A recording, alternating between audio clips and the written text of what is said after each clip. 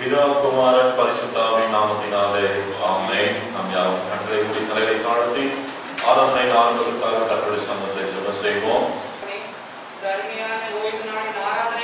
நாங்கள் உம்மை நன்றியோடு ஸ்தோத்திரிக்கிறோம் சுவாமி. கர்த்தாவே, நீர் எங்களோடு இருந்து எங்களை வழிநடத்தி வருகிற உம்முடைய தயவுள்ள கிருபைக்காக உம்மை ஸ்தோத்திரிக்கிறோம் சுவாமி. கர்த்தாவே, சென்ற வாரம் முழுவதும் நீர் எங்களோடு இருந்து எங்களை காத்து வந்த கிருபைக்காக உம்மை ஸ்தோத்திரிக்கிறோம் சுவாமி. இப்பொழுது கர்த்தாவே, நான் உம்மை தேடி வந்து நிற்கிறோம் சுவாமி. அதிகாலையில் தேடும்படியாக நீர் எங்களை கற்றுக் கொடுத்தீர் சுவாமி. கர்த்தாவே, கர்த்தரை தேடுகிறவர்கள் சந்தோஷமா இருப்பார்கள் என்று கற்றுக் கொடுத்தீர் கர்த்தாவே. உணர்வுகள் இருதயத்தோடு உம்மை தேடும்படியாய் கற்றுக் கொடுத்தீரே சுவாமி. கர்த்தாவே, உம்முடைய வேத வசனங்களுக்காக நாங்கள் காத்து நிற்கிறோம் சுவாமி. உம்முடைய பாதையை நீர் காட்டும் கர்த்தாவே. அந்த பாதையிலே நாங்கள் நடந்து உங்கள் கையை நீர் எங்கள் கையை பிடித்து எங்களை வழிநடத்த வேண்டுமாய் கெஞ்சுகிறோம் சுவாமி. இந்த ஆராதனை முழுவதுமாக நீர் எங்களோடு தங்கிடும் சுவாமி. கர்த்தாவே, நாங்கள் ஏறடிக்கிற விண்ணப்பங்கள், கர்த்தாவே, நாங்கள் பாடப்போகிற பாடல்கள், ஏசப்பா, நாங்கள் வாசிக்கிற வேத வசனம், நீர் எங்களுக்கு தரப்போகிற உங்களுடைய சத்திய வேதம் கர்த்தாவே, நீர் எங்களுக்கு தரப்போகிற ஆகாரம் சுவாமி, எல்லா பகுதியும் நீர் எங்களுக்கு ஆசீர்வதித்து தரும்படியாய் கெஞ்சுகிறோம் சுவாமி. கர்த்தாவே, நாங்கள் கொண்டு வந்திருக்கிற காணிக்கை எங்களை நீர் அங்கீகரித்துக் கொள்ள சுவாமி. எங்களுடைய ஆலய விரிவாக்க பணிக்காக ஜெபிக்கிறோம் சுவாமி. கர்த்தாவே, நீர் எங்களுடைய ஆலயத்தை நீர் எடுத்து நீர் எங்களுக்காக இதை பெரிதாக ஆசீர்வதித்து இதை நீர் பிரதிஷ்டை பண்ணி கர்த்தாவே, நீர் விரிவாக்கி தர வேண்டுமாய் கெஞ்சுகிறோம். துதி கன மகிமை யாவற்றையும் உமக்கே செலுத்துகிறோம் ஜீவனுள்ள பிதாவே. ஆமென். கர்த்தருடைய பரிசுத்த நாமத்திற்கு மகிமை உண்டாகவும் ஆராதனை ஆரம்பத்திற்காக பாடல் தாளிலே முதலாவது பாடல் பாடல் புதுவிலே 259வது பாடல் ஆனந்தமாய் நாமே ஆர்ப்பரிப்போமே. Amen.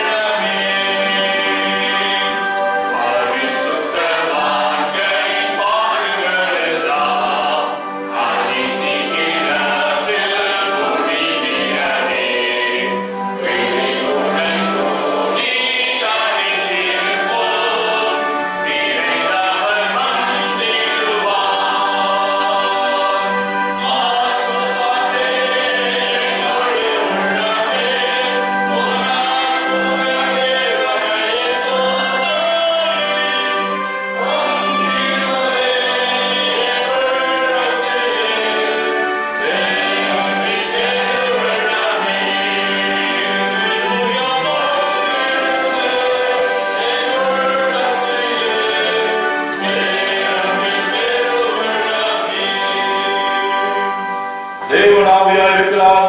அவரை தொழுது கொள்ளுகிறவர்கள் ஆவியோடு உண்மையோடும் அவரை தொழுது கொள்ள வேண்டும். இது கர்த்தர் உண்டு பண்ணின நாள். இதிலே களி கூர்ந்து மகிழ கடவோம். துன்மார்க்கன் தாம் செய்த துன்மார்க்கத்தை விட விலகி நியாயத்தையும் நீதியையும் செய்வனையாகில் அவன் தன் ஆத்துமாவை பிழைக்கப்படுவான். நம் வஸ்திரங்களை அல்ல, நம் இருதயங்களை பிடித்து நம் தேவனாகி கர்த்தரிடத்தில் திரும்புவோம். அவர் இரக்கமும் மன உருக்கமும் நீடிய சாந்தமும் மிகுந்த கிருபையும் உள்ளவர். அவர் தீங்குக்கு மனஸ்தாபப்படுகிறவருமாய் இருக்கிறார். நமக்கு பாவம் இல்லை என்போமானால் நம்மை நாமே வஞ்சிக்கிறவர்களாய் இருப்போம். சத்தியம் நமக்குள் இராது. நம்முடைய பாவங்களை நாம் அறிக்கையிட்டால் பாவங்களை நமக்கு மன்னித்து எல்லா அநியாயத்தையும் நீக்கி நம்மை சுத்திகரிப்பதற்கு கர்த்தர் உண்மையும் நீதிக்குள்ளவராய் இருக்கிறார். ஆகையால் இங்கிருக்கிற நாம் யாவரும் சுத்த இருதயத்தோடும் தாழ்ந்த சத்தத்தோடு பரம கிருபாசனத்திலே சேர்ந்து பாவரிக்கை செய்ய கடவோம். பொதுவான பாவரிக்கை ஜெபத்தின் மூலமாக நம்முடைய பாவங்கள் குற்றங்களை எல்லாம் நாம் அறிக்கை செய்து கர்த்தருடைய இரக்கத்தை பெற்றுக் கொள்வோம். சர்வவல்லமையும் மிகுதியும் உள்ள பிதாவே, தம்மை மன்னாரைப் போல நாங்களும் எங்களையும் கடவுளை அனுப்புகிறோம். எங்களை தோஷங்களுக்கும் மிகவும் இணங்கவும் பரிசுத்த கருணை உள்ளவருமாய் குற்றம் செய்தோம். செய்யத்தக்கவர்கள் செய்யாமல் செய்யாதவரை செய்தோம். எங்களுக்கு சுகமே இல்லை. ஆனால் ஆண்டவரே, தேவனின் கர்த்தராகிய இயேசு கிறிஸ்துவின் மூலமாய் மனிதருக்கு அருள் செய்யப்பட்ட வாக்குத்தத்தத்தின்படியே வாழ்வில் பெருகுவதாக இருக்கிறோம். தமிழகத்தை அறிகிறேன் உண்மையாயிரும் பாவத்திற்கு பிறகு செயல்படுத்தும். மிகவும் அறியப்பட்ட பிதாவே, பரிசுத்தாவியானவரே, நாங்கள் தேவனையும் நீதியையும் தெரிந்துகொள்வதற்காக இயேசு கிறிஸ்துவின் செய்கிறோம். ஆமென். சேனைகளின் கர்த்தர் பரிசுத்தர் பரிசுத்தர் பரிசுத்தர் என்று நித்தமும் போற்றப்படுகின்ற பரிசுத்தத்தில் மகத்துவம் கொண்ட ஒருவரும் சேனைக்குள்ளவர்களிலே வாசம் பண்ணுகிற எங்கள் அன்பின் அந்த தகப்பனே, உம்மை துதிக்கிறோம், ஸ்தோத்திரிக்கிறோம், மகிமைப்படுத்துகிறோம்.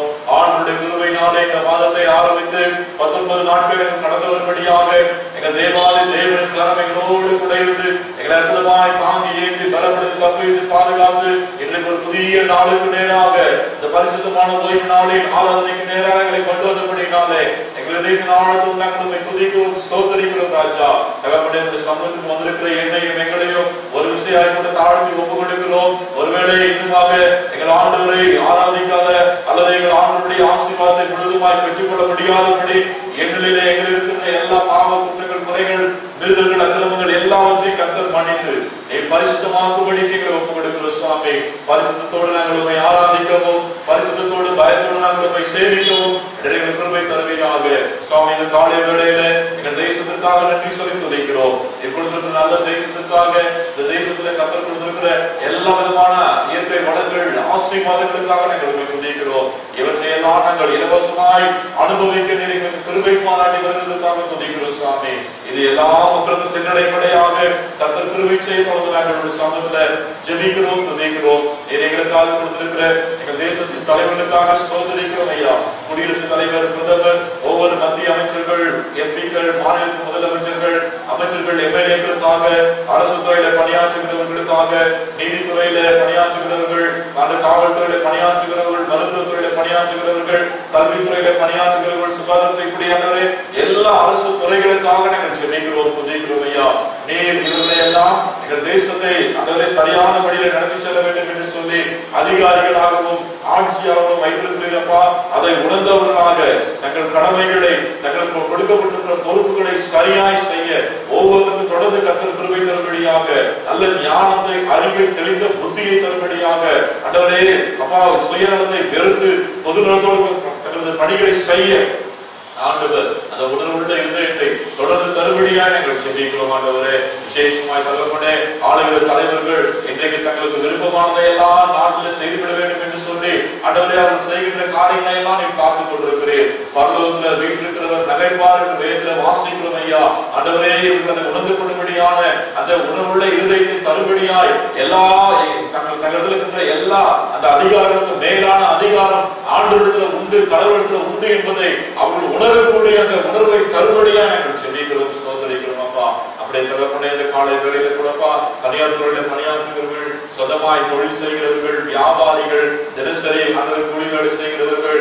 அப்பா விவசாயிகள், இப்படிப்பட்ட எல்லா மக்களுக்காக நாங்கள் செபிக்கிறோம். எங்கள் தேசத்தினுடைய முன்னேற்றத்துக்காக இவர்களும் தங்களுடைய பங்களிப்பை வைத்திருக்கிறார்களே, ஒவ்வொருத்தருடைய கிருபை இருந்து அவருடைய வியாபாரங்களையும் தொழில்களையும் ஆண்டவரே வேலைகளையும் விவசாயிகளையும் கர்த்தர் நீர் வர்த்திக்கப்படும்படியா நாங்கள் ஜெபிக்கிறோம் அப்பா. உங்களுக்கு நன்றி சொல்லுகிறோம். விசேஷமாய் தகப்பனே அன்றைய தேசத்தில் இருக்கின்ற எல்லா திருச்சபைகளுக்காக ஊழியர்களுக்காக நாங்கள் நன்றி சொல்லி துதிக்கிறோம். எங்கள் தேசத்தின் ஒவ்வொரு திருச்சபைகள் மீதும் உங்களுடைய ஆளுகை கடந்து வரும்படியா நாங்கள் ஒப்புக் கொடுக்கிறோம் ஆண்டவரே.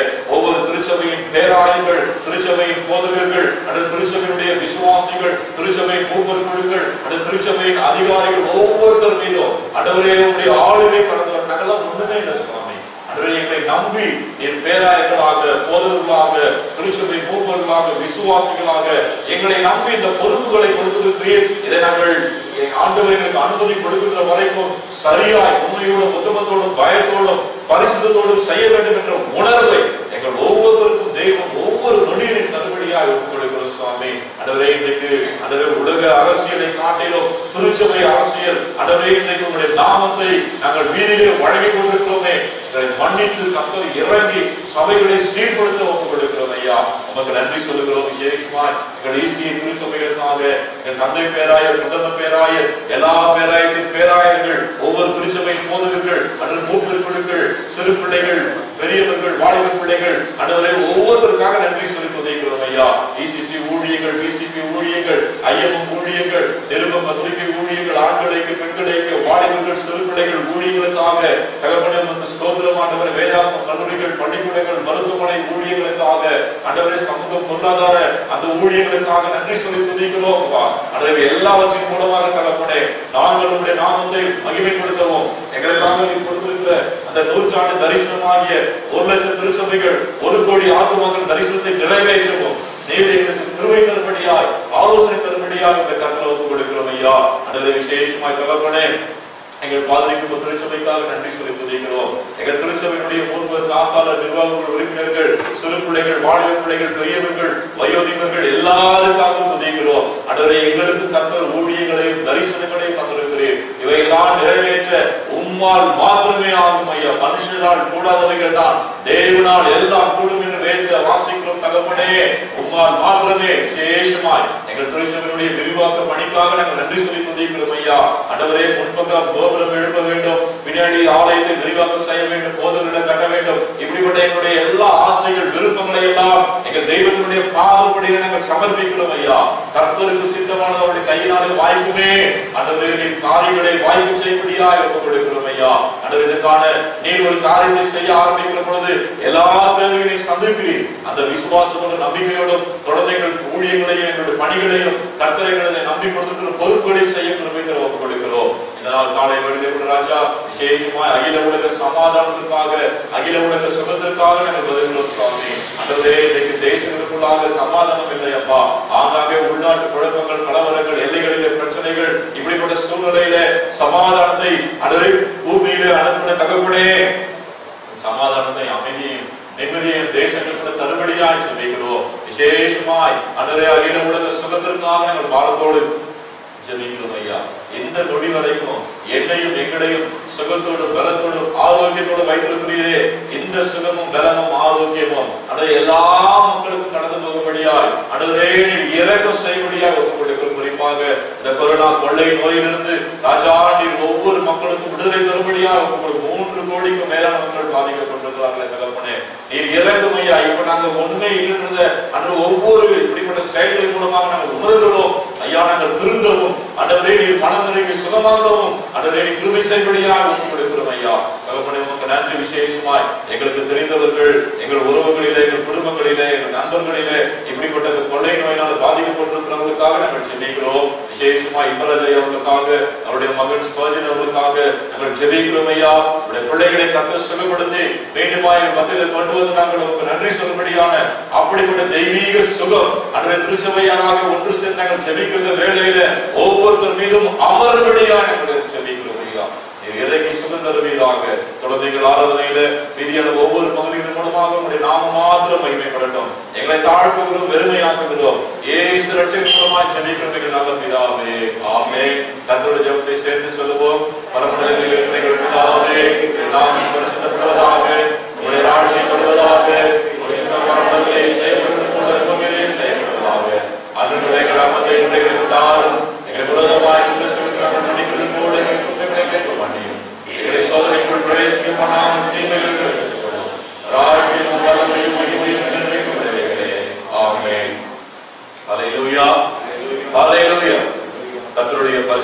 நாமத்திற்கு மகிமை உண்டாகட்டும். ஆண்டவராகிய இயேசு கிறிஸ்துவின் நாமத்தினாலே உங்கள் யாவரையும் அன்போடு கூட இந்த ஆராதனைக்கு நேராக வாழ்த்துகின்றேன், வரவேற்கின்றேன். கர்த்தருடைய கிருபை தொடர்ந்து நம்மை நடத்துவதாக. வேத பகுதி வாசிக்க கேட்கலாம். வாசிக்க குறிக்கப்பட்ட வேத பாடம் பரிசுத்த யோவான் எழுதின சுவிசேஷம் 3ஆம் அதிகாரம் வசனம் 1 முதல் 8 முடிய. புதிய ஏற்பாட்டில் பக்கம் 127. யூதருக்குள்ளே அதிகாரியான நிக்கோதேமு எனப்பட்ட பரிசேயன் ஒருவன் இருந்தான். அவன் காலத்திலே இயேசுவினிடத்தில் வந்து, ரபி, நீ தேவனிடத்திலிருந்து வந்த போதகர் என்று அறிந்திருக்கிறோம். ஏனெனில் ஒருவனும் தன்னுடைய தேவன் இராவிட்டால் நீர் செய்கிற இப்படிப்பட்ட அற்புதங்களை செய்ய மாட்டான் என்றான். இயேசு அவனுக்கு பிரதியுத்தரமாக, ஒருவன் மறுபடியும் பிறவாவிட்டால் தேவனுடைய ராஜ்யத்தை காண மாட்டான் என்று மெய்யாகவே மெய்யாகவே உனக்கு சொல்லுகிறேன் என்றார். அதற்கு நிக்கோதேமு, ஒரு மனுஷன் முதிர் வயதாய் இருக்கையில் எப்படி பிறப்பான்?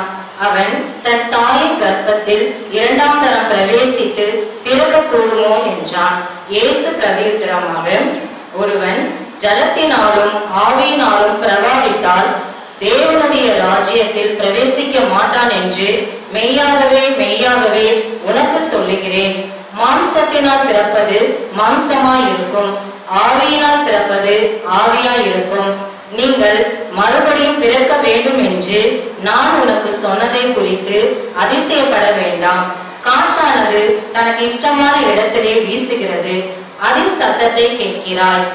ஆகிலும் அது இன்ன இடத்திலிருந்து வருகிறதென்றும் இன்ன இடத்திற்கு போகிறதென்றும் உனக்கு தெரியாது. ஆவியினால் பிறந்தவன் எவனோ அவனும் அப்படியே இருக்கிறான் என்றார் என்பதே. வேத பாடம் வாசித்தாயிற்று. தேவனே உமக்கே மகிமை உண்டாவதாக.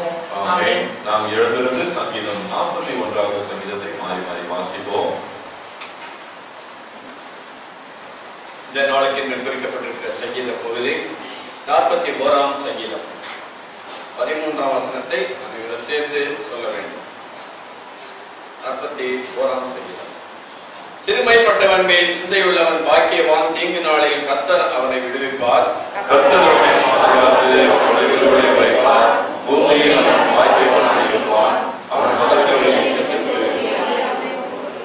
படுக்கையின் மேல் வியாதியாய் கிடக்கிற அவனை கர்த்தர் தாங்குவார். அவனுடைய வியாதியிலே அவன் படுக்கை முழுவதையும் மாற்றி போடுவேன்.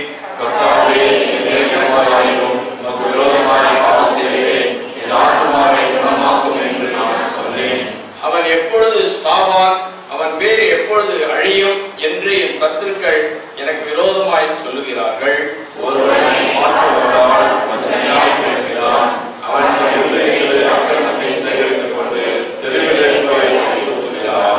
என் பகைஞர் எல்லாரும் என் மேல் ஏகமாய் முணுமுணுத்து எனக்கு விரோதமாயிருந்து எனக்கு பொல்லாந்து நினைத்து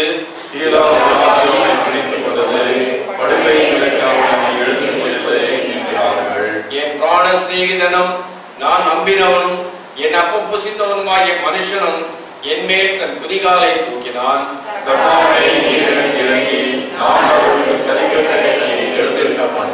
என் சத்துரு என் மேல் ஜெயம் கொள்ளாததினால் நீர் என் மேல் பிரியமாய் இருக்கிறேன் என்று அறிவேன்.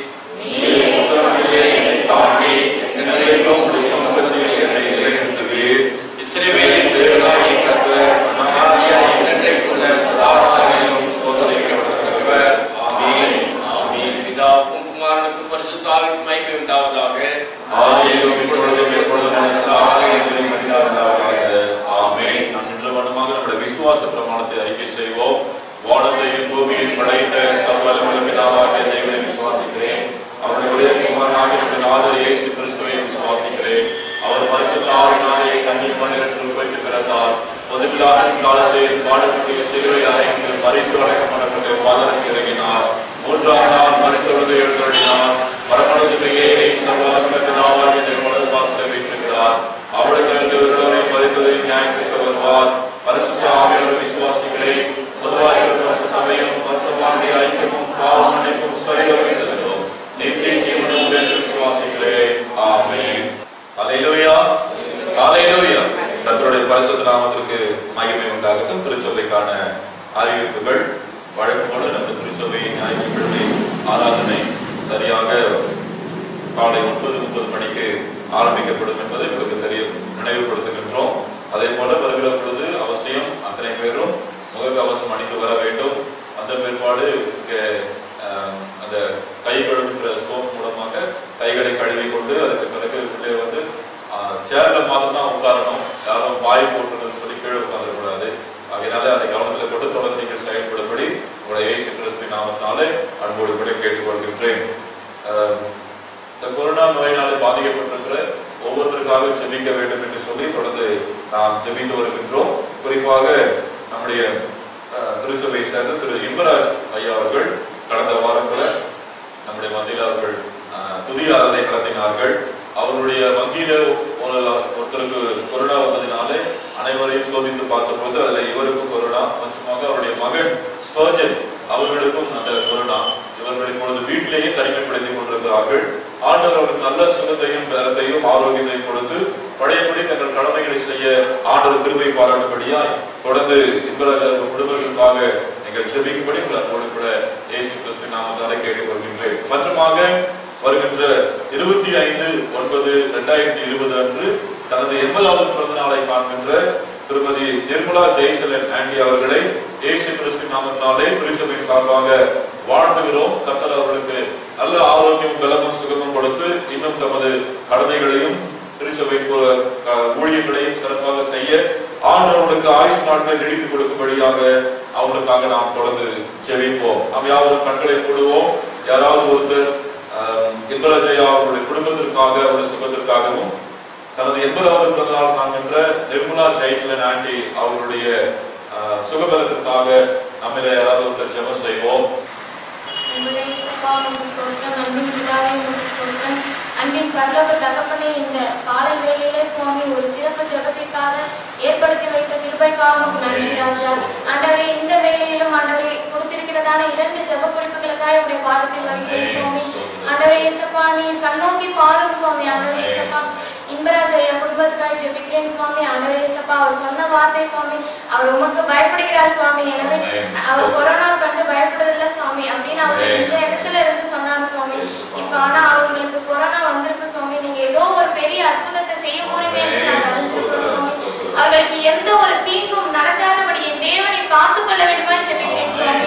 ஆண்டவரே, அவர்கள் நல்ல விடுதலை பெற்று இந்த இடத்திலே வந்து உமக்கு சாட்சியாய் நிற்க நீர் உதவி செய்ய வேண்டுமா ஜெபிக்கிறேன் சுவாமி. ஆண்டவரே, அவர்கள் குடும்பத்தை நீர் வேண்டிட்டு காத்துக்கொள்ளுங்க சுவாமி. அவர்களை உடைய கரத்தில் ஒப்படைக்கிறோம் சுவாமி. ஆண்டவரே இயேசுப்பா, அவர்கள் வங்கியில இருக்கிற எல்லாரையும் ஆசீர்வதிங்க சுவாமி. அவங்க யாருக்கும் எந்த ஒரு தீங்கும் ஏற்படாதபடி நீர் காத்துக்கொள்ளுங்க சுவாமி. ஆண்டவரே இயேசுப்பா, எங்க ஆலயத்துல ஒரு பெரிய சாட்சியை அவர் மூலமா எழுப்ப போகிற கிருபைக்காக உமக்கு நன்றி ராஜா. இப்பொழுதே உடைய வல்லமை அவருக்கு கடந்து போகிற கிருபைக்காக உமக்கு நன்றி ராஜா. சுகம் பெற போகிற கிருபைக்காக உமக்கு நன்றி ராஜா. அவர்கள் எழுந்து வரப்போகிற கிருபைக்காக உமக்கு நன்றி ராஜா. நீரே குடும்பத்தை பொறுப்பெடுத்துக் கொள்ளுங்க சுவாமி. அவருடைய குடும்பம் முழுவதும் உடைய ரத்த கோட்டைக்குள்ளாய் காத்துக் கொள்ளுங்க ராஜா. அவருடைய மகனுக்காக ஜெபிக்கிறேன் சுவாமி. ஆண்டவரே, அவர்களுக்கும் எந்த ஒரு தீங்கும் ஏற்படாதபடி சுவாமி அவர்களும் ஆலயத்துக்கு வந்து சாட்சி சொல்ல நீர் உதவி செய்ய வேண்டுமாய் ஜெபிக்கிறேன். இயேசுப்பா, இருவரையும் நீர் பொறுப்பெடுத்துக் கொள்ளுங்க சுவாமி. ஆண்டவரே இயேசுப்பா, நிர்மலா ஜெய்சலன் ஆண்டிக்காக ஜெபிக்கிறேன் சுவாமி. ஆண்டவரே இயேசுப்பா, இன்னொரு வருஷத்தை கூட்டி கொடுத்திருக்கிறேன் சுவாமி. இந்த வருடம் முழுவதும் உமக்கு ஆசீர்வாதமாக அவர்கள் வாழ என் தேவனை உதவி செய்ய வேண்டுமாய் ஜெபிக்கிறோம் சுவாமி. ஒவ்வொரு ஆண்டவரே இயேசுப்பா, அவருடைய ஊழியங்கள் ஒவ்வொன்றையும் ஆசீர்வதிங்க சுவாமி. அவங்க ஊழியத்துல உம்முடைய கிருபை இருக்க வேண்டுமாய் ஜெபிக்கிறேன் சுவாமி. நீர் அவர்களை தாங்கும்படியாய் ஜெபிக்கிறேன் சுவாமி. அவர்கள் குடும்பத்தை நீர் பொறுப்பெடுத்துக் கொள்ளுங்க. அவர்கள் மூலமாய் அவர்கள் குடும்பம் ஆசீர்வாதமாய் வாழ வளர நீர் உதவி செய்ய வேண்டுமாய் ஜெபிக்கிறேன் சுவாமி. மீதியான நேரம் முழுவதும் உடைய கருத்தில் ஒப்படைக்கிறோம். இயேசு கிறிஸ்துவின் மூலமா ஜெபம் கேளும் நல்ல பிதாவே. ஆமென். ஆமென். நாம் யாவரும் அப்படியே எழுந்திருந்து கொஞ்ச நேரம் கர்த்தரை ஆராதிக்கலாம். நமக்கு சுகம் கொடுத்து பலம் கொடுத்து நமக்கு ஜீவனை கொடுத்து தயவும் பாராட்டி இன்றைக்கு நம்மை ஜீவனோடு ஒரு சங்கத்தில் நிற்க பண்ணியிருக்கிற ஆண்டவரை நம்ம எல்லாரும் துதிப்போம். எல்லாரும் கண்களை மூடி பரலோகத்தின் தேவனை நோக்கி பார்த்தவர்களாக நம்முடைய இதயத்தின் ஆழத்திலிருந்து அப்பா உமக்கு ஸ்தோத்திரம் என்று சொல்லி ஆண்டவரை ஸ்தோத்திரம், ஆண்டவருக்கு நன்றி சொல்லாமா, ஸ்தோத்திரம் பண்ணலாமா? எல்லாரும் ஸ்தோத்திரம் பண்ணுவோம். ஹல்லேலூயா, ஹல்லேலூயா, ஹல்லேலூயா, ஹல்லேலூயா. ஸ்தோத்திரம், ஸ்தோத்திரம், ஸ்தோத்திரம், ஸ்தோத்திரம், ஸ்தோத்திரம், ஸ்தோத்திரம், ஸ்தோத்திரம். எல்லாரும் ஸ்தோத்திரம் பண்ணுவோம். ஸ்தோத்திரம், ஸ்தோத்திரம், ஸ்தோத்திரம், ஸ்தோத்திரம், ஸ்தோத்திரம், ஸ்தோத்திரம், ஸ்தோத்திரம். அப்பா நன்றி தகப்பனே, நன்றி தகப்பனே, நன்றி தகப்பனே, நன்றி தகப்பனே, நன்றி தகப்பனே. ஹல்லேலூயா, ஹல்லேலூயா, ஹல்லேலூயா, ஹல்லேலூயா. எங்களை கருணையா இதுவரை கைவிடாமல் அற்புதமா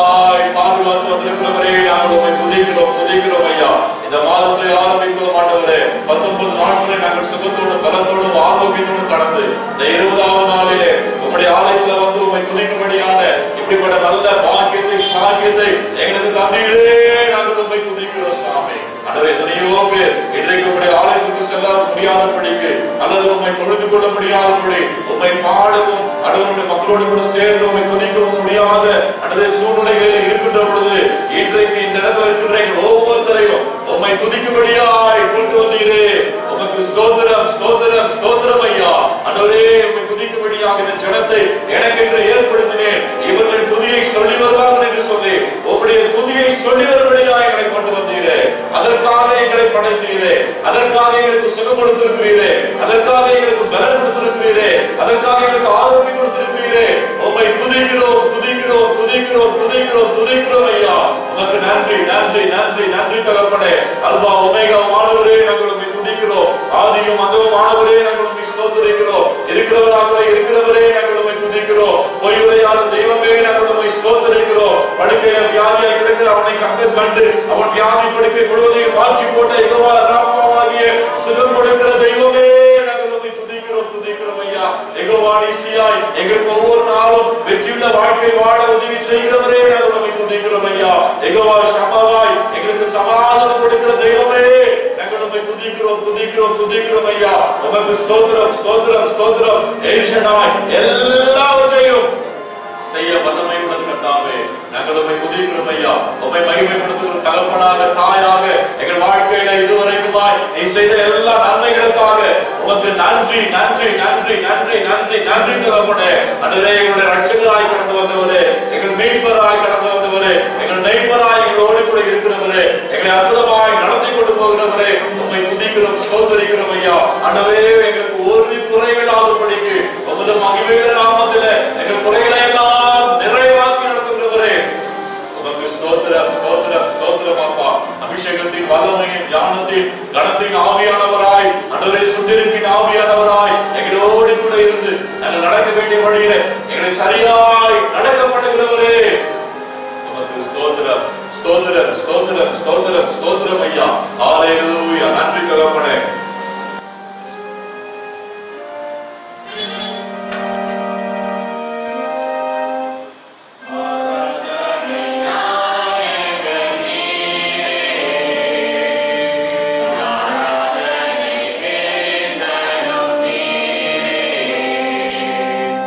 ஆராதனை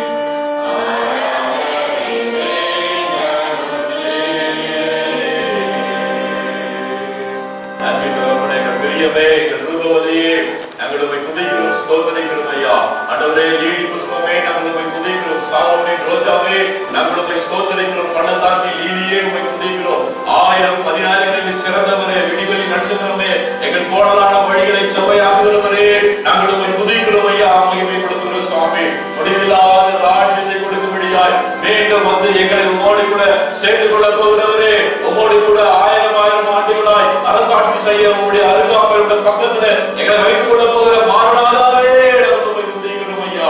உம்மை ஸ்தோத்திரிக்கிறோம், மகிமை கொடுக்கிறோம். ஆவியானவரே, உமக்கு நன்றி. வார்த்தைகளை அனுப்பி குணமாக்குகிறவரே, உம்முடைய வார்த்தையினாலே எங்கள் வாழ்வு மீண்டுமாய் துதிக்கிறதே. அப்படிப்பட்ட உம்முடைய வார்த்தையினால தேவ ஆவியானவர் இந்த காலை வேளையிலே எங்களோடு கூட பேச எங்களை ஒப்புக் கொடுக்கிறோம். ஆவியானவரே, மனுஷனுடைய சங்கம் வேண்டாம் சாமி, வீணான வார்த்தைகள் வேண்டாம் ஐயா. ஆண்டவரே, இந்த கொஞ்ச நேரமாவது உங்களுடைய வார்த்தைகளை கேட்க எங்களுடைய எண்ணங்களையும் எங்களுடைய பார்வைகளையும் எங்களுடைய செவிகளையும் ஒருமுகப்படுத்துகிறோம். ஆவியானவரே, எங்களோடு பேசுவதாக கற்றுத்தான் எங்களை போதித்து நடந்தும் ஐயா எங்களை ஒப்புக் கொடுக்கிறோம்.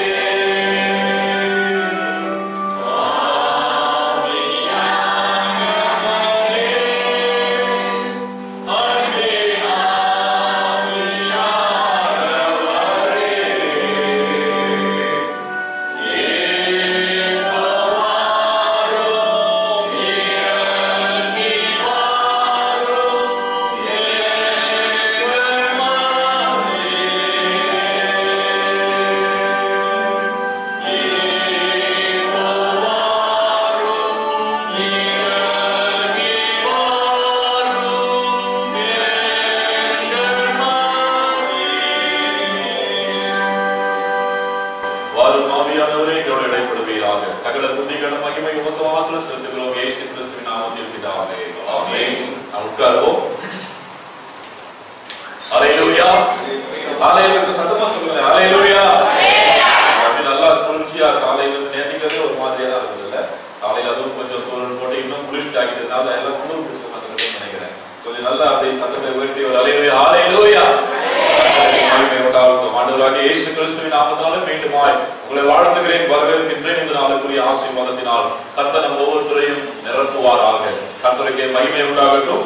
இந்த மாதத்தில் திருச்சபையுடைய வாக்குத்தத்தம், அதிகாலையிலே என்னை தேடுகிறவர்கள் என்னை கண்டடைவார்கள் என்று சொல்லி ஆண்டவர் நமக்கு வாக்கு கொடுத்தார். கடந்த 2 வாரங்களாக, அதாவது 3 ஆராதனைகளாக, 1ஆம் தேதி முதல் வாரம், 2வது வாரம், இப்படி 3 ஆராதனைகளாக நாம் கர்த்தரை தேடுகிறதுனால் நமக்கு வரக்கூடிய நன்மைகளை குறித்தும் எப்படி நாம் கர்த்தரை தேட வேண்டும் என்பதை குறித்தும் நாம் தியானித்து வருகின்றோம். அது தொடர்ச்சியாக இன்றைக்கு நாம் வாசிக்க கேட்ட யோவான் எழுதின சுவிசேஷம் 3ஆம் அதிகாரம் 1ஆம் வசனத்திலிருந்து 8ஆம் வசனம் வரைக்கும் ஒரு சம்பவம் அங்கே சொல்லப்பட்டிருக்கிறது. இங்க இந்த யோவான் எழுதின புத்தகத்துல ஆண்டவராகிய இயேசு கிறிஸ்து கானா ஊரில் இருந்தபடிய ஊழியத்தை எல்லாம் நிறைவேற்றி விட்டு அப்படியே அவர் எருசலேமுக்கு அவர் கடந்து வருகின்றார்.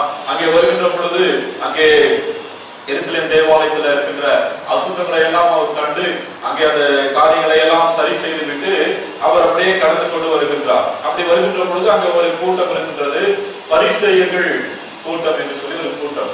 அவர்கள் அங்க இருந்து இயேசு சுவாமியை பார்த்து, நீங்க எந்த அதிகாரத்தினால இப்படி எல்லாம் செய்யறீங்க? தேவாலயத்துக்குள்ள போறீங்க, அங்க இருக்கின்ற அதாவது இந்த விற்பனை கூடங்களை எல்லாம் எடுத்து கவிழ்த்து போடுறீங்க, இப்படி எல்லாம் பண்றீங்களே, நீங்க எந்த அதிகாரத்தினால இவையெல்லாம் செய்றீங்க அப்படின்னு சொல்லி ஒரு கூட்டம் அவரை கேள்வி எழுப்புகிறது.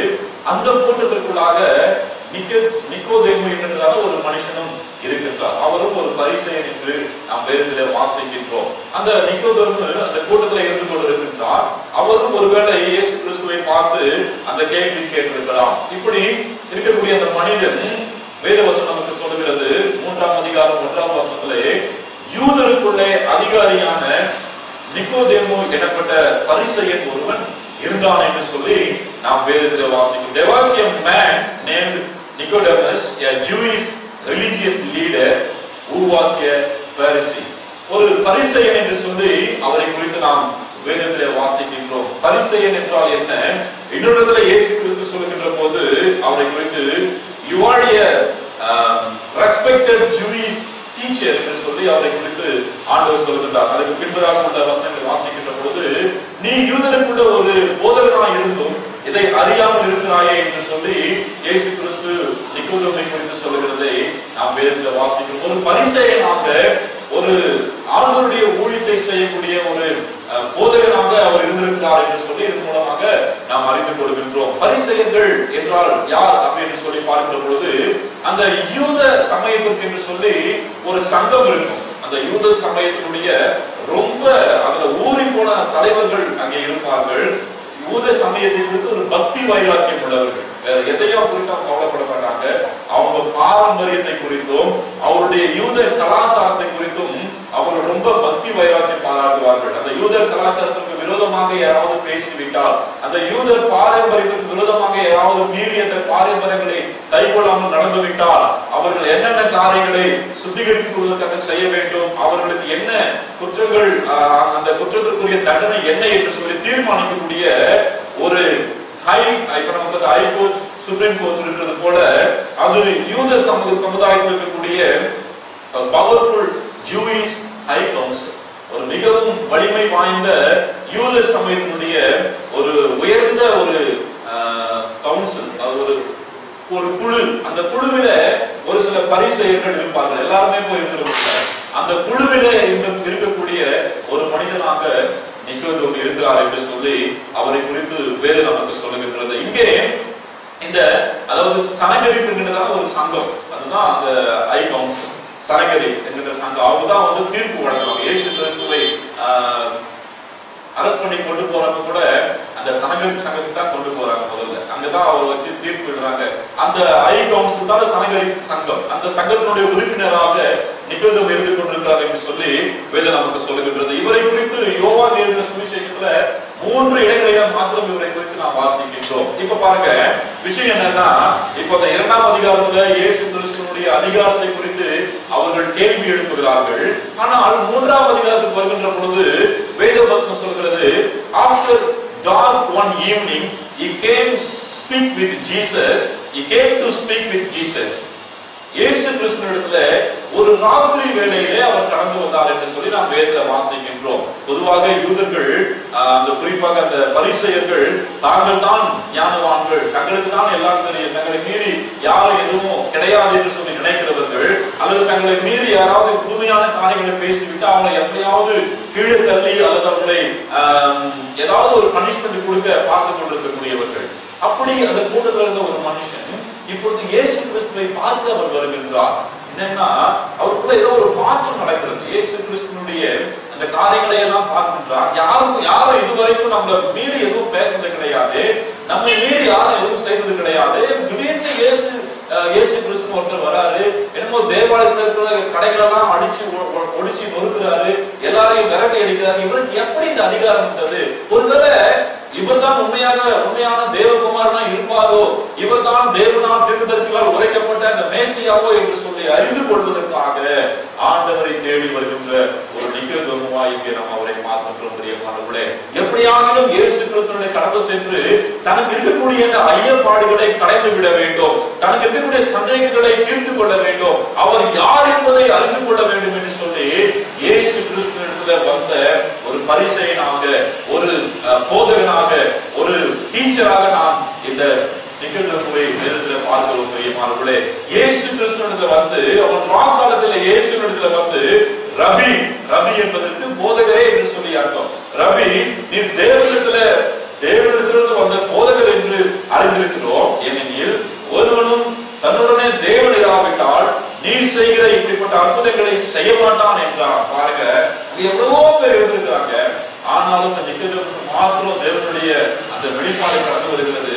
இயேசு கிறிஸ்துவிலே கடந்து வருகிறார். இயேசுவை அறிந்து கொள்ள வேண்டும், அவருடைய உபதேசங்களை தெரிந்து கொள்ள வேண்டும், அவர் யார் என்பதை நாம் நம்முடைய சந்தேகங்களை தீர்த்து கொள்ள வேண்டும் என்று சொல்லி கடந்து வந்து சொல்றாரு. ஆம் ஆண்டவரே, ஆம் போதகரே, நானும் உங்களை கொஞ்ச நாளா பார்த்துக்கிட்டு இருக்கிறேன். நீங்க நிறைய அற்புதங்கள் அதிசயங்களை செய்துட்டு வரீங்க, நிறைய உயிரோடு செத்து போனவங்களை உயிரோடு கூட எழுப்புறீங்க, அப்புறம் வியாதியாய் படுத்து கிடக்கிறவங்கள உயிரோடு கூட அப்படியே அவங்க சுகமாகி கொண்டு வரீங்க. இது மாதிரி எல்லாராலும் செஞ்சிட முடியாது.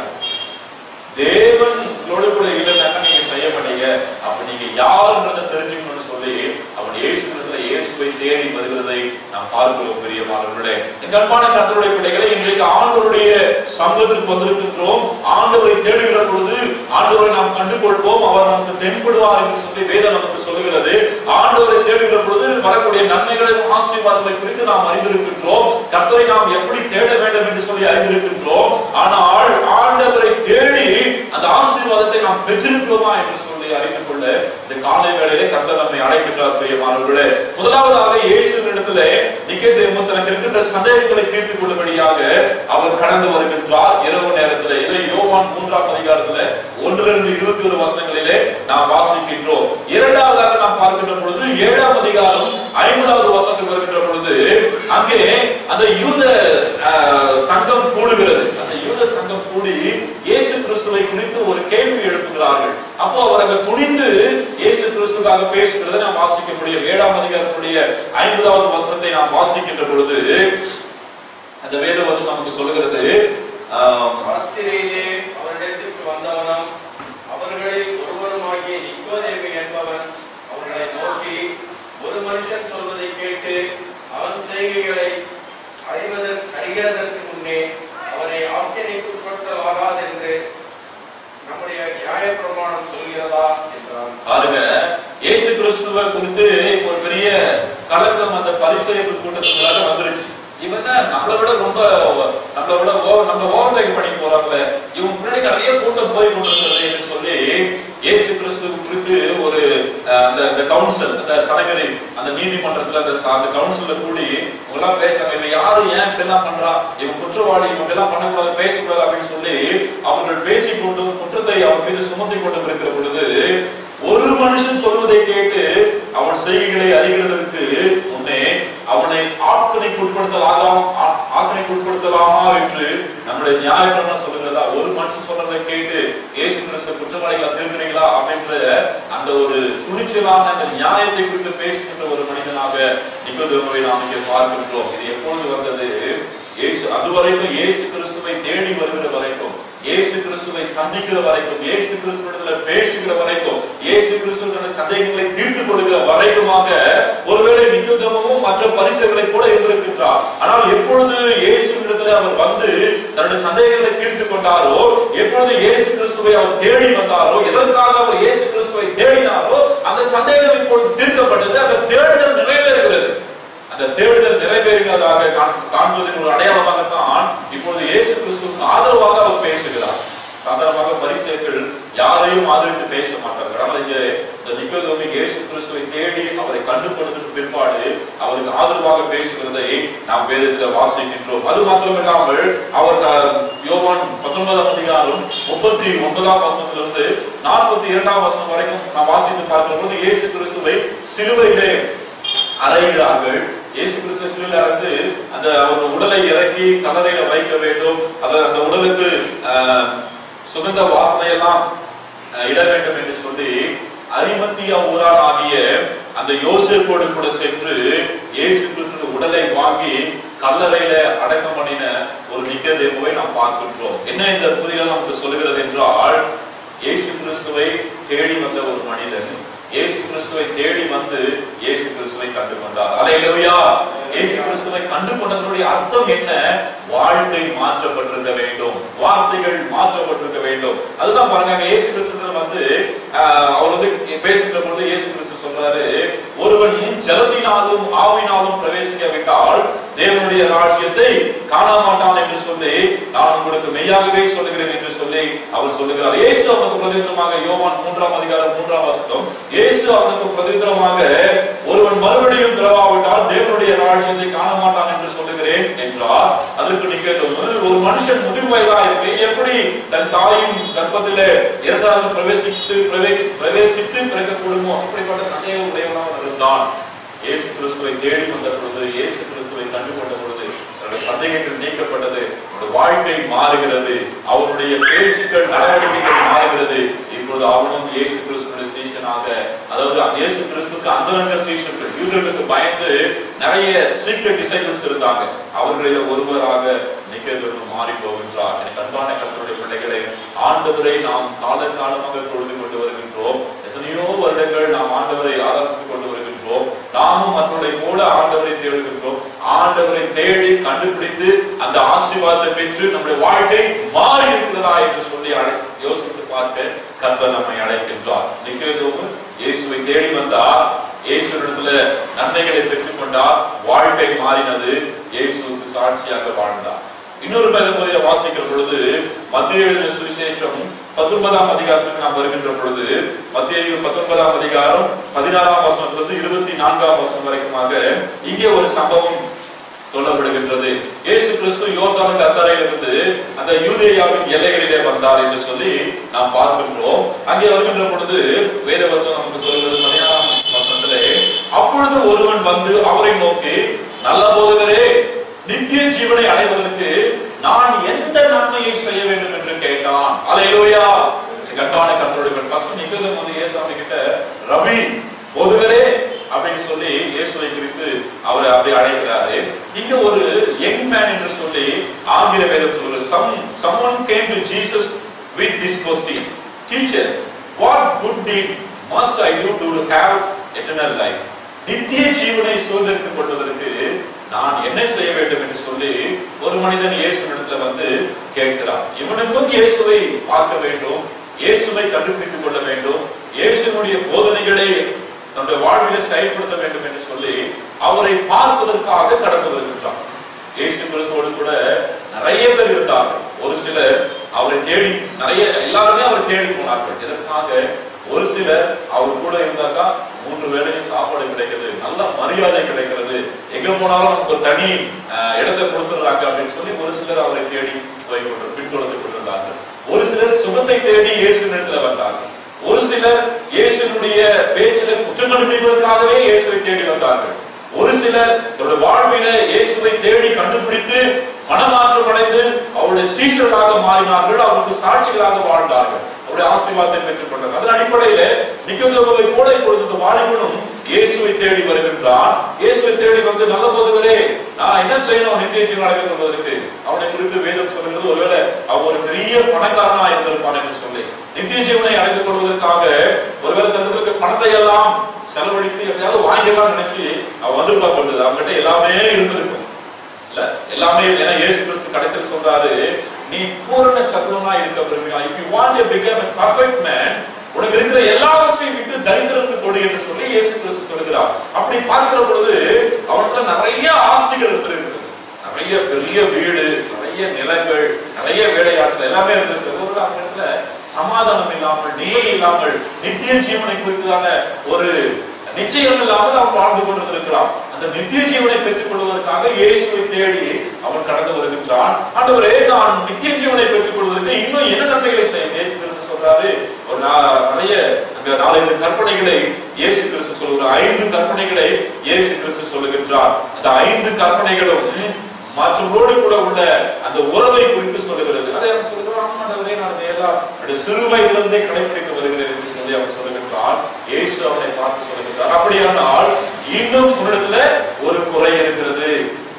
நீ உனக்கு உள்ளதையெல்லாம் விற்று தரித்திரருக்கு கொடு, அப்பொழுது பரலோகத்துல உனக்கு மிகுந்த ஐஸ்வர்யம் பொக்கிஷம் உண்டாயிருக்கும் என்று சொல்லி அவன் இயேசு கிறிஸ்து அவனை பார்த்து சொல்லுகிறார். ஆனால் பிரியமானவர்களே, 22ஆம் வசனம் சொல்கிறது, அந்த வாலிபன் மிகுந்த ஆஸ்தியுள்ளவனாய் இருந்தபடியால் இந்த வார்த்தையை கேட்ட பொழுது துக்கம் அடைந்தவனாய் அவன் போய்விட்டான் என்று சொல்லி வேதத்துல நாம் வாசிக்கின்றோம். பிரியமானவர்களே, யோசித்து பாருங்க. அவன் இயேசுவினிடத்துல வருகின்றான்.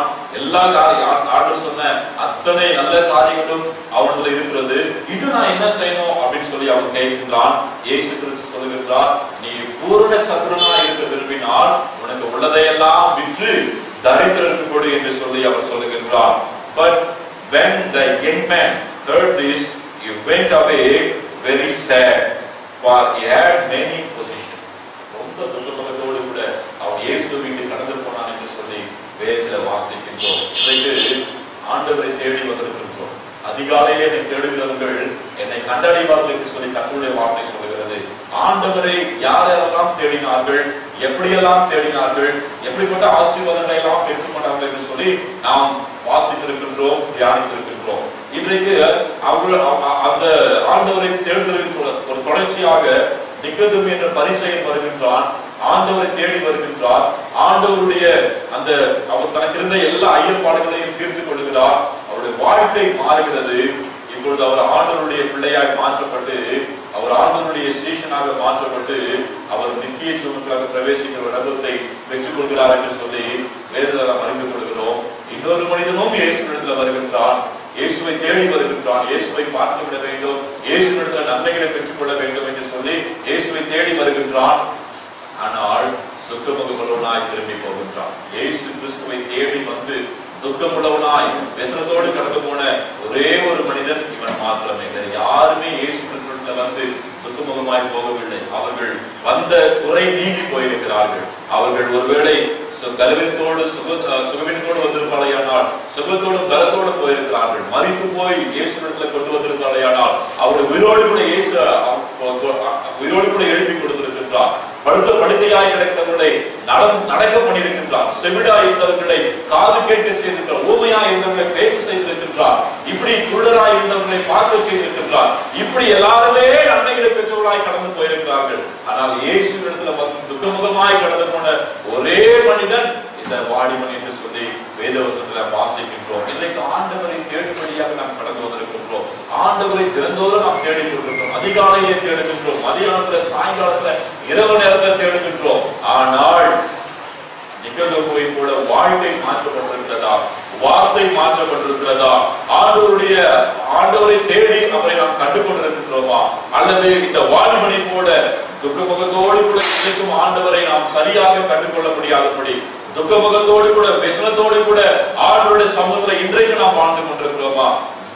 தவறு எங்கே இருக்கிறது என்று சொல்லி யோசித்து பார்க்க, நம்மை பரிசோதித்து பார்க்க ஆண்டவர் இந்த காலை வேளையிலே நம்மை அழைக்கிறார். இன்றைக்கு இயேசுவை கண்டுகொண்டு அவருடைய ஆசீர்வாதத்தை பெற்றுக்கொண்டு அவரை பின்தொடர்ந்து கடந்து போகின்ற நிக்கதேமுவை போல நாம் இருக்கின்றோமா, அல்லது இன்றும் ஆண்டவருடைய சமூகத்தை வந்து தேடி அவரை கண்டுகொள்ள முடியாதபடிக்கு நம்முடைய என்னென்ன தடைகள் நம்முடைய வாழ்க்கையில் இருக்கிறது என்று சொல்லி யோசித்து பார்க்க ஆண்டவர் நம்மை அழைக்கிறார். ஏனென்றால் யாருமே ஆண்டவருடைய சமூகத்திலிருந்து துக்கமுகமாய் போவதையோ, விசனத்தோடு போவதையோ, ஆசீர்வாத குறைச்சலோடு போவதையோ ஆண்டவர் விரும்புவதே கிடையாது. இயேசு கிறிஸ்து இந்த பூமியில இருந்த பொழுது இன்றைக்கும் அவர் நன்மை செய்கிறவராகவே இருக்கிறார். அவருடைய சமூகத்தை அவரை தேடி வருகிற அத்தனை பேருக்கும் அவர் நன்மை கொடுக்கிறவராக இருக்கின்றார். இன்றைக்கு ஆண்டவரை தேடி நன்மையை பெற்றுக் கொண்டவர்களாக நாம் வாழ்கின்றோமா, அல்லது துக்கமுகத்தோடு கூட நம்மளுடைய இருக்கின்ற நம்முடைய பாவ காரியங்களை அல்லது ஆண்டவருடைய ஆசீர்வாதத்தை பெற்றுக் கொள்ள முடியாதபடிக்கு இன்னும் இடத்துல என்னென்ன தடைகள் எல்லாம் இருக்கிறதோ அவற்றையெல்லாம் விட்டுவிட முடியாதபடிக்கு துக்கமுகத்தோடு கூட விசனத்தோடு கூட நாம் ஆண்டவருடைய சமூகத்தை விட்டு கடந்து போய் கொண்டிருக்கிறோமா என்று சொல்லி பார்க்க ஆண்டவர் நம்மை அழைக்கின்றார். நிக்கதேமுவை போல நாம் இருக்க போகிறோமா, அந்த வாலிபனை போல நாம் இருக்க போகிறோமா? யோசித்து பார்ப்போம். ஆண்டவருடைய சமூகத்துல நம்மை ஒப்பு கொடுப்போம். இன்னும் நாம் என்னென்ன காரியங்களை எல்லாம் விட்டுவிட வேண்டுமோ விட்டுவிடுவோம். ஆண்டவர் கொடுக்கின்ற ஆசீர்வாதத்தை பெற்றுக் கொள்வோம். கர்த்தர் தாமே இந்த வார்த்தைகளை நமக்கு ஆசீர்வாதத்தை கொடுப்பாராக. ஆமென். நாம் யாவரும் எழுந்திருந்து பாடத்தாளிலே 3வது பாடல், கர்த்தரையே நம்பி ஜெபிப்போம், கவலை கஷ்டங்கள் தீர்ந்துடும் என்ற பாடலை பாடுவோம். அப்பொழுது கர்த்தருக்கு நாம் காணிக்கைகளை கொண்டு வரலாம். Stop.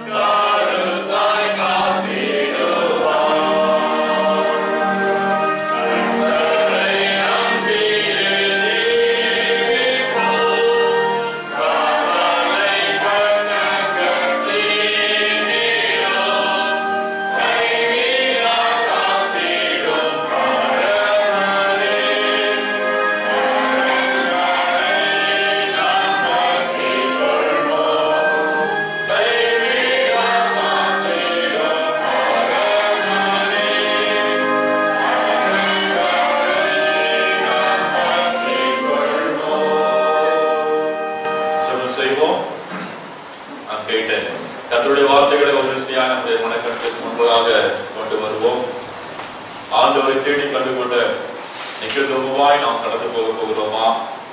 ஆண்டவரை தேடி வந்து விசனத்தோடு கடந்து போன வாலிபனாய் நாம் கடந்து போகிறோமா?